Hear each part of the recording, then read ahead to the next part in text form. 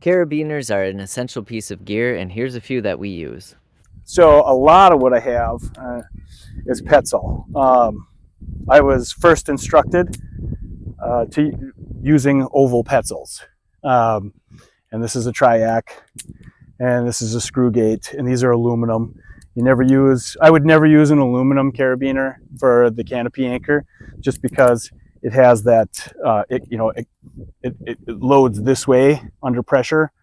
And that's what steel carabiners are supposed to do, is be able to load better under pressure. These are just industrial carabiners. They're just a 2-action. You get them relatively inexpensive. I buy them off of Amazon. They're like $11 to $20. What's that? We'll link some of this gear. Oh, I guess we're going to link some of this gear. Lancer's the whiz. I'll just do the talking. And then, you can get some of these little straight gate guys. I like them because they're rated for climbing. They're 23 kilonewton, and they're just quick. If you see in some of the videos, this particular one, I don't even know the name brand of it, but this is what hooks my saw to my sling around my shoulder. It's just a regular little straight gate. It's 23 kilonewton.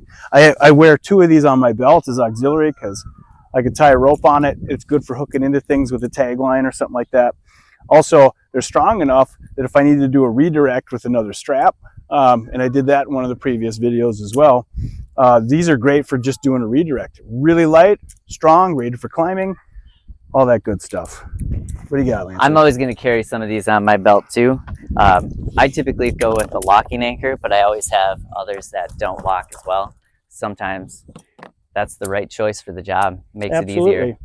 As far as what does my stop descender go into, and I had in the last job that I did, I made a stink on camera, and it didn't make it to any video so far, but I hope they will. I made a stink on camera about this. This is a Petzl AMD.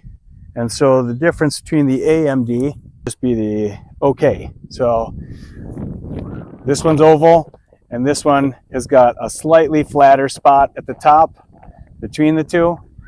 And the purpose for that versus the oval, so Lori Pro, you can see the thickness. And if you look close here, here's some of the wear that happens on the stop descender.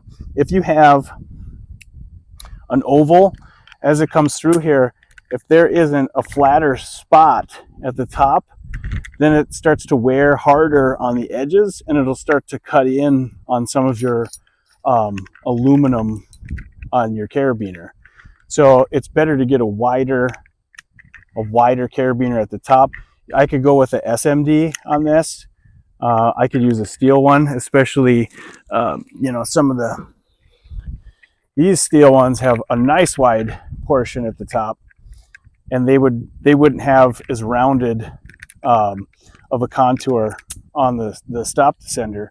If you put them in, they sit nice and flat, exactly the way that they're supposed to when they're under load. So it doesn't put any additional wear on there. But these are only a double action. I don't use them. Adding extra weight with steel up in the tree, not for me. So I go with my SMD, and I'm thinking about getting rid of this because I'll step back here. So what the issue that I had with the last climb was that this likes to cross load on me. So as I'm up in the tree, I'm jacking around with the ropes and whatnot, and I end up this way. The gate goes all the way through the opening on the Lori Pro, and now I've greatly decreased the safety ratio on the weight that I can have with it. And I wanted to get, I call it the DMM Rhino.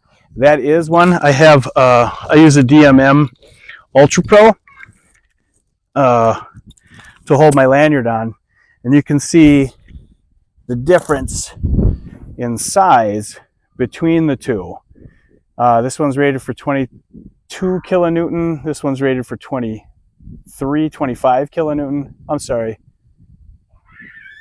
You're gonna have to edit this. This is like 1 kilonewton lower. This says 24, so this must be 25. Yep, 24, 25.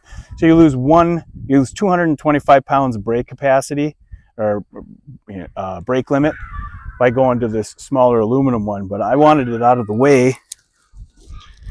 I wanted it closer to my body when I was up in the tree. Did I forget anything? Probably. So tell us in the comments, what did we forget?